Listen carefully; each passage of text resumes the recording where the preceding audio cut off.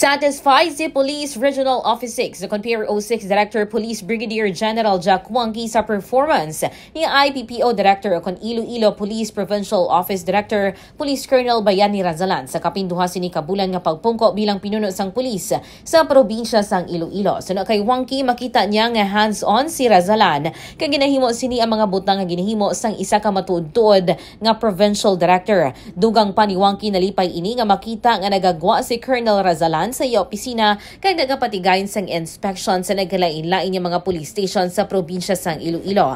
Ang diri ginadayaw man sang direktor nagapadayon nga operasyon sang IPPO batok ilegalidad sa probinsya lakip ng pagtapna sang illegal drugs. As far as I'm concerned, he's doing a good job. Makita naman natin na continuous man mga operations against illegal activities, especially drugs, illegal fishing nila.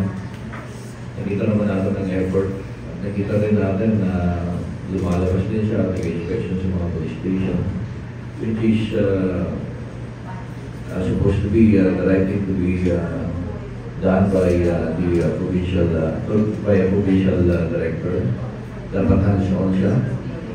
Nakikita naman natin na hands-on siya sa mga trabaho. So for now, as far as I'm concerned, I'm satisfied with his performance.